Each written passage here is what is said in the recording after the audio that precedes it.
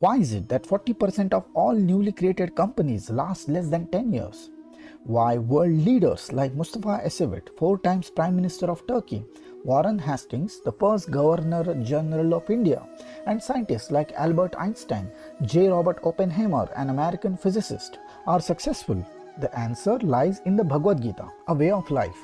Bhagavad Gita, literally meaning the song of God, is a dialogue between Lord Krishna and Arjun for spiritual progress and self-realization. It is also a remedy for all lifestyle disorders. Namaste friends, welcome to my video. My name is Sandip Joshi. Thanks for joining me. This video is made in 2 parts. In the first part of the video, I'm going to tell you Bhagavad Gita's 4 management principles for leading yourself. In the second part of the video, I'm going to tell you Bhagavad Gita's 4 management principles for leading others. Please hit the like button and share with your friends and family if you find my work valuable. Hit the subscribe button and bell icon to get notification whenever I release a video. 40% of Fortune 500 companies focus on commercial gain and last less than 10 years. Instead, if they focus on learning and people development, they would last longer. Bhagavad Gita gives practical wisdom on people management, leadership, forming the vision, and establishing excellence. Have you ever felt nervous about results so much that you are unable to focus entirely on your efforts? Lord Krishna says, Karmanyeva dhikaraste ma phaleshu kadachana ma karmaphala hetur bhur ma te sango swakarmani. Do your duty but do not concern yourself with the results, which is also called as nishkama karma. If you focus on the process and not on the outcome, results are inevitably better. The fruits of your action are not for your enjoyment, meaning be a selfless servant to God.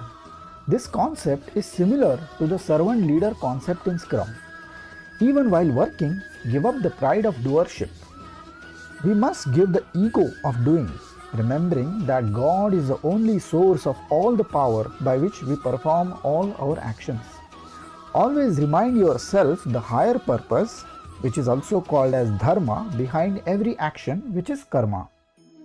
Do not be attached to inaction. Always enjoy your work. Success is not the key to happiness. Happiness is the key to success.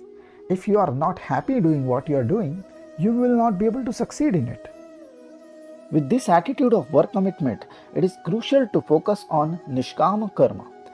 Here we talk about nishkama and sakama karma. Sakama karma gives you a burnout because you react, and you react because your aim is to be successful instead of perfecting your own self. In sakama karma, you focus on external sources like praise, financial gains, etc., and rewards become your motivator instead of work itself. Burnout is evident because you are constantly competing with others instead of developing your own self. Sakama karma is to work with selfish expectations, keeping your own interest in mind. On the other side, nishkama karma is working with the selfless motives without the expectation of receiving acknowledgement, reward, or a word of thanks. When our focus is on improving ourselves, neither the ego which comes with the success nor the fear of failure delude us from achieving our target.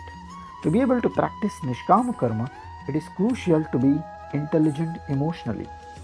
If you have talent, but you cannot manage your emotions, do you think you will be able to succeed? Emotional intelligence is the ability to understand, use, and manage your own emotions. It is as important as intelligence quotient. The value and benefits of emotional intelligence are personal, professional, and academic. Anger is one such negative emotion that needs to be intelligently managed. It involves maintaining mutually satisfying relationship with others. One negative emotion triggers another negative emotion. For example, in a relationship, you feel insecure, and because you feel insecure, you have an angry outburst. You are further resented because you have had an outburst. So, a negative emotion like fear, insecurity is not a good motivator. Have you ever faced burnout in relationships at work or at home due to temper issues? If yes, please listen to what Lord Krishna tells about anger management in Bhagavad Gita. Krodhat bhavati sammohah, sammohat Smriti Vibhramaha. Smriti Bhranshad Buddhinasho, Buddhinashat Pranashyati. In anger, people commit mistakes that they later regret because the intellect gets clouded by the haze of emotions.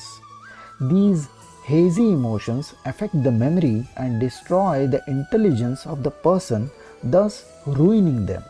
That's why the Chinese proverb, if you are patient in one moment of anger, you will escape 100 days of sorrow. Not being able to manage the emotions lead to short-term thinking. As wisely quoted by Rick Warren, the number one problem in our society and business today is short-term thinking. Modern organizations suffer from extreme levels of short-termism. They inform their stakeholders what can be expected of them in the next quarter, projecting a positive outcome. Sufficient attention, time, and energy is not given in the long-term strategy, fundamentals, and value creation. If you are able to think about long-term, you are able to manage your priorities. So what does Bhagavad Gita says on the notion of time? In chapter 2, shlokas 11 to 13, Lord Krishna says about passage of time that the wise laments neither for the living nor for the dead, because they accept all the circumstances as the God's grace. Creation is a combination of three entities, God, soul, and Maya, and all the three entities are eternal. Just as the embodied soul continuously passes from childhood to youth to old age, similarly, at the time of death, the soul passes into another body. The wise person is not deluded by death or life. A thorough understanding of these shlokas help manager to develop the conviction to engage in activities and decisions that seek to create a balance between a short term and long term. Change management becomes easier as they develop comfort in the fact that people come and go and good principles and ideas must remain and drive the choices in the organization. As the saying goes by Brian Tracy, author of over 80 books, to be successful, you need to be able to delay the gratification in the short term so that you can enjoy the benefits in the long term. Let's hear about some famous personalities who follow Bhagavad Gita. Ralph Waldo Emerson, an American philosopher and poet. Annie Besant, British woman rights activist, also called as the champion of human freedom. Sunita Williams, an American astronaut who carried Bhagavad Gita in space.